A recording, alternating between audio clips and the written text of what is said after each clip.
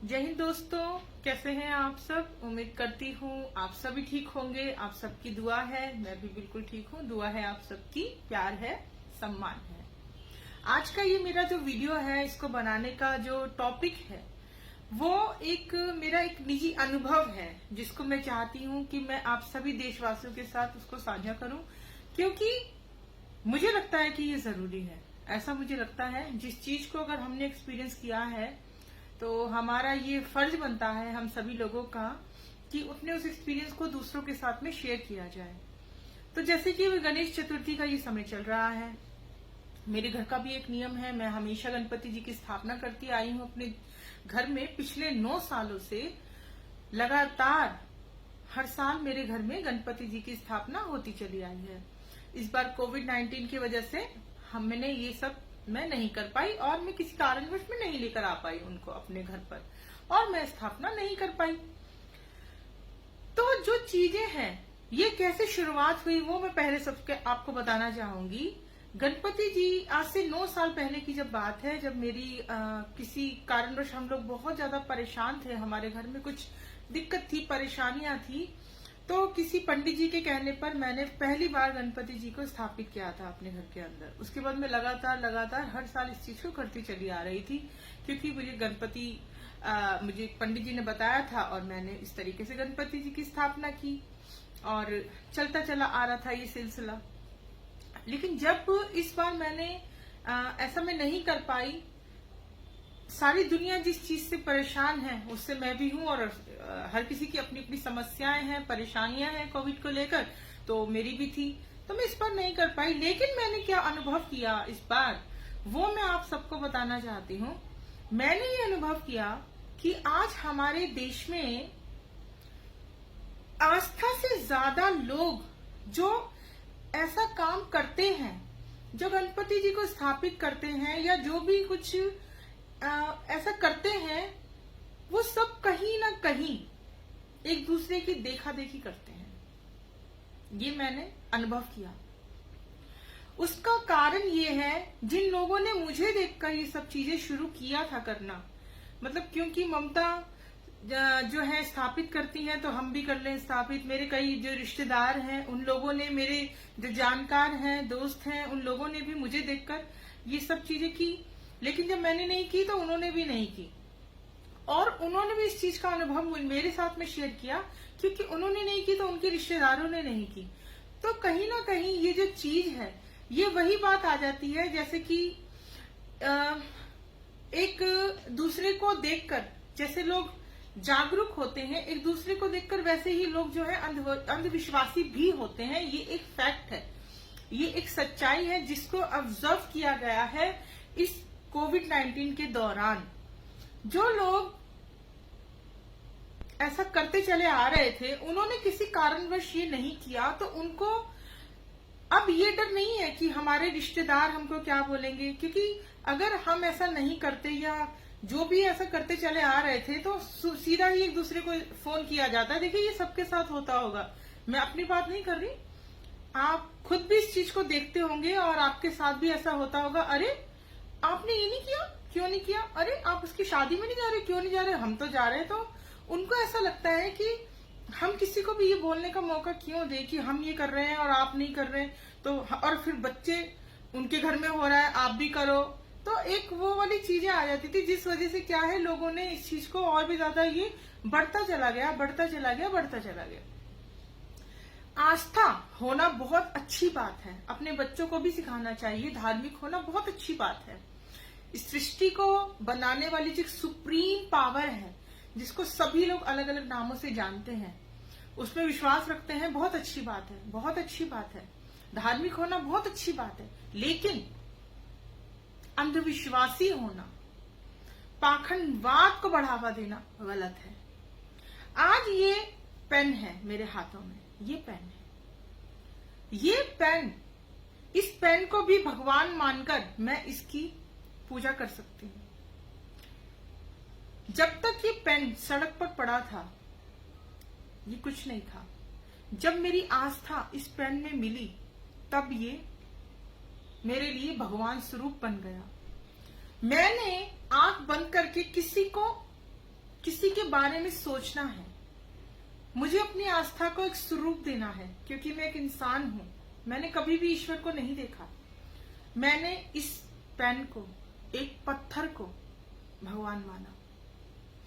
ठीक उसी तरह से मूर्ति जो है हमारी आस्था का प्रतीक है, हमारी आस्था का एक प्रतीक है, वो भगवान नहीं है। कुल मिलाकर जो है मेरा कहने का जो मतलब है वो यही है कि मानो तो कण कण में ईश्वर है, मानो तो कण कण में ईश्वर है। अगर आप ना मानो, भगवान कहीं नहीं है। ये बात जो मैंने अनुभव की है, मैं चाहती थी मैं आप सबको भी उस बारे में बताऊं। मुझे ऐसा लगा कि मेरी तो कोई बात नहीं है, लेकिन जो मुझे देखकर जो लोग करते थे ये सब चीजें, उन्होंने भी कहीं ना कहीं इस चीज को नहीं किया। मेरी एक मजबूरी थी, लेकिन उन लोगों की कोई मजबूरी नहीं थी। लेकिन उनको सिर्फ ये था, उनके घर में है और हमारे घर में स्थापना नहीं हुई तो हमारी बड़ी बेइज्जती हो जाएगी। हमारे बच्चे बोलेंगे कि मम्मी उनके घर में है, हम क्यों ना करें, हम उनसे पीछे रह जाएंगे, कल को वो विसर्जन के लिए जाएंगे, हम नहीं जा पाएंगे। तो एक एक मस्ती, फन, इन सब चीजों के लिए तो कहीं पर भी आस्था से उसका कोई भी कनेक्शन मैंने अनुभव नहीं किया। सिर्फ मैंने वही देखा जिस तरह से लोगों का शादी में दिखावा करते हैं लोग, उन्होंने इतना लगाया तो हम इतना लगाएंगे। उसी तरह से आज उनके घर में स्थापना हुई है, तो अगर हमारे घर में नहीं होती तो लोग क्या कहेंगे, लोग क्या कहेंगे, लोग आपको नास्तिक कहेंगे, लोग आपको अधर्मी कहेंगे। इस चीज से बचने के लिए लोग ये सब चीजें करते हैं, ये गलत है। आपकी आस्था है, आप कीजिए। किसी को भी दिखाने के लिए, किसी को भी इम्प्रेस करने के लिए ये सब चीजें मत कीजिए।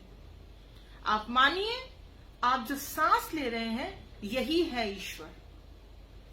आपके आसपास जो आपके घर में लोग घूम रहे हैं, चाहे वो आपके माता पिता हो, चाहे आपके बच्चे हो, जब आप उनकी टेक केयर अच्छे से करते हैं, वही है ईश्वर। उनके लिए जब आप अपनी जिम्मेदारियों को ठीक से निभा देंगे तो समझ लिए कि आपने उस परम पिता को, उस ईश्वर के लिए कुछ कर लिया। कोई बेजुबान जानवर आपको दिखता है, आप कुछ नहीं कर सकते उसके लिए, आप उसको खाना खिलाने में सक्षम नहीं है, आप मत कीजिए। आप उसको पानी पिला सकते हैं।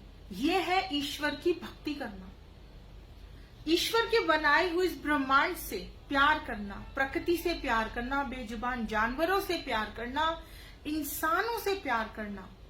ये है आस्था। जो लोग ये चीजें करते हैं वही है धार्मिक। जो एक दूसरे को नुकसान पहुंचाते हैं, एक दूसरे का खून बहाकर जिनको तसल्ली मिलती है, जिनको खुशी मिलती है, कभी भी नहीं हो सकते वो लोग धार्मिक। तो ये जो एक्सपीरियंस था, ये एक्सपीरियंस ऐसा था, मैं चाहती थी कि मैं आप सभी लोगों को बताऊं इसके बारे में कि ये भी एक दिखावा जैसा बन गया है आज हमारी सोसाइटी में। तो इस चीज को बढ़ावा, और जब कुछ लोगों को पता लगा कि इस तरह से बढ़ावा दिया जा सकता है, तो बेशक ये साधारण सी बात है कि लोग तो चाहेंगे इस चीज को बढ़ावा देना। और उन्होंने इस वीक पॉइंट को पकड़ा, और इस वीक पॉइंट को पकड़ के उन्होंने ये पाखंडवाद को शुरू किया। आप देखिए, एक इतने से महाराष्ट्र में हुआ करता था ये, उसके बाद से धीरे धीरे धीरे धीरे ये पूरे भारत में होने लगा, क्योंकि एक दूसरे को देखकर शो ऑफ। तो जिस तरह से पाखंडवाद को बढ़ावा दिया जाता है, जागरूकता को भी इसी तरह से बढ़ावा दें लोग। ये मेरा मकसद है, ये मैं चाहती हूं। आस्था रखिए, आप उस परमपिता परमेश्वर में आस्था रखिए, लेकिन पाखंडवाद से दूर रहिए, अंधविश्वास से दूर रहिए, और एक दूसरे को जागरूक कीजिए, एक दूसरे से प्यार कीजिए। जो प्यार आप करेंगे ना किसी से, तो आप समझ जाएंगे यही है ईश्वर। अपने बच्चों से प्यार कीजिए, अपने माता पिता से प्यार कीजिए, उनकी दवा का ध्यान रखिए, अपने बच्चों की खुशियों का ध्यान रखिए, देखिए उनको किस चीज की जरूरत है, उनको अच्छे रास्ते पर चलना सिखाइए। यही है धर्म, मजहब, यही कहता है। इंसानियत ही इस दुनिया का सबसे बड़ा धर्म है, जो 100 बातों की एक बात है, इसके अलावा और कुछ भी नहीं है। मेरा जो एक एक्सपीरियंस था, मैं चाहती थी कि मैं आप सबको भी बताऊं इसके बारे में। हालांकि मेरे इस बार गणपति जी की स्थापना नहीं हुई है, इसका मतलब ये थोड़ी ना है कि मेरा आस्था मेरी कम हो गई है या कुछ है। कोई कोई भी परेशानी नहीं हुई मुझे। जिस तरह से मैं पहले थी, आज भी मैं अपने घर में पूजा करती हूँ, आज भी अपने घर में हर चीज करती हूँ, अपने बच्चे का भी ख्याल रखती हूँ, कोई भी दिक्कत नहीं हुई मुझे। तो मेरा कहने का वही मतलब है कि पाखंडवाद को बढ़ावा ना दे। पिछली बार एक और भी मैं छोटी सी बात, एक जल्दी मैं अनुभव जो है वो बता देती हूँ आपको। पिछली बार हम विसर्जन के लिए गए, क्योंकि यमुना का जो स्तर था वो काफी ऊंचा था। तो आप यकीन मानिए, हमने जो दृश्य देखे, मैं खुद बता रही हूँ, मेरी आंखों में से पानी बह रहा था। जिनको आपने अपने घर में बिठाकर 10 दिन तक उनकी सेवा की, उनकी पूजा अर्चना की, अपने घर के सदस्य की तरह आपने उनको लाड प्यार पूजा पाठ किया, और ऐसा समय आ गया आप उनको प्रवाहित नहीं कर सकते, आप उनको घर ले जा नहीं सकते। लोगों ने बीच सड़क पर मूर्तियां उतार उतार कर रख दी, बीच सड़क पे। जिसको जहां मौका मिला वहीं पर मूर्ति को पटक कर और वो चलता बना। ये दृश्य हमने देखे। मैं खुद, मेरी कम से कम भी 3.5 फुट की मूर्ति थी, 3.5 फुट की मूर्ति थी मेरी। हमने उस मूर्ति को प्रभावित कैसे किया मैं आपको बताती हूँ।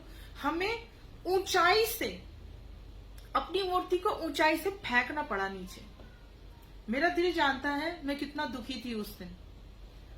इन सब चीजें के मद्देनजर देखते हुए मैंने तो यही देखा कि इन सब चीजों का कोई फायदा नहीं है। अगले दिन यही सब मूर्तियां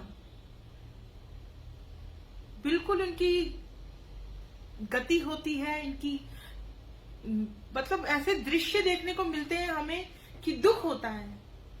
इतनी लोग पूजा अर्चना करते हैं, फिर उनको ऐसे ही फेंक दिया जाता है। इन सारी चीजों को भी देखा, और एक छोटा सा जो अनुभव था वो मैंने सोचा मैं आपके साथ में साझा करूं, और बताया मैंने आपको उसके बारे में। तो एक दूसरे को देख देख कर जिस तरह से पाखंडवाद को बढ़ावा दिया जाता है, एक दूसरे को देख देख कर उसी तरह से जागरूकता को बढ़ाने की जरूरत है। हमारे देश को जागरूक करने की जरूरत है। जिस दिन हमारा देश जागरूक हो जाएगा, जिस दिन हमारा देश जागरूक हो जाएगा, उस दिन हमारे देश की तरक्की को, उन्नति को, हमारे देश के उज्जवल भविष्य को कोई नहीं रोक पाएगा। हम इतने ज्यादा टैलेंटेड हैं भारतीय, इतने ज्यादा हमारे अंदर हुनर है, लेकिन उस हुनर को पंख नहीं मिलते। एक सही मार्गदर्शन देने वाला नहीं है हमारे देश को। जिस दिन ऐसे लोग हैं भी तो वो चुप हैं, लेकिन जिस दिन वो लोग बोलना शुरू करेंगे, जिस दिन वो देश को जागरूक करने की ठान लेंगे, उस दिन जो क्रांति और जो बदलाव आएगा हमारे देश में, पूरी दुनिया देखेगी, पूरी दुनिया देखेगी। ये मेरा पूर्ण विश्वास है। तो सभी लोग जो है वो जागरूक बने, दूसरों को भी जागरूक करें। एक छोटी सी बात मैं और कह देती हूं। कई लोग ऐसे हैं जिनको लगता है बीजेपी का विरोध हिंदू धर्म का विरोध है, बीजेपी का विरोध हिंदुत्व का विरोध है। ये सरासर गलत है। बीजेपी एक राजनीतिक पार्टी है। बीजेपी एक राजनीतिक पार्टी है जो आज सत्ता में है, कल सत्ता में नहीं होगी। ये सच है। बीजेपी जो है एक राजनीतिक पार्टी है। हिंदुत्व जैसी कोई चीज नहीं है। हमारे देश में, पूरे विश्व में अगर कोई धर्म है तो वो है सनातन धर्म। हिंदुत्व बीजेपी का धर्म है। हमारे देश में अगर कोई ये भ्रम फैलाता है कि अगर आप बीजेपी के साथ नहीं है आप हिंदू नहीं है, मैं ये कहती हूं अगर आप सनातन धर्म को नहीं मानते तो आप हिंदू नहीं है। सनातन धर्म को मानने वाला जो सनाती है वही है असली हिंदू। बीजेपी को मानने वाला हिंदू नहीं। ठीक है, इस चीज को आप समझ जाइए। दूसरी बात, अनुभव से दो चीज जो बोल रहे हैं आजकल, मैं भी काफी सुनती हूं कि धारा 370 हटाना और राम मंदिर के निर्माण का फैसला आना, अभी बना नहीं है मंदिर, फैसला आना, इन दो चीजों की वजह से बीजेपी को 7 खून माफ। मैं उनसे ये पूछना चाहती हूँ, धारा 370 हटने से और धारा 370 हटने से और राम मंदिर के निर्माण से आम नागरिक को, इस देश के आम नागरिक को जो आज आत्महत्या करने को मजबूर हो चुका है, उसको क्या मिलेगा? किसी के पास अगर जवाब है लिखे यहां पर, ठीक है? चलिए, जय हिंद, जय भारत, देश की बेटी ममता सेठ। जय हिंद।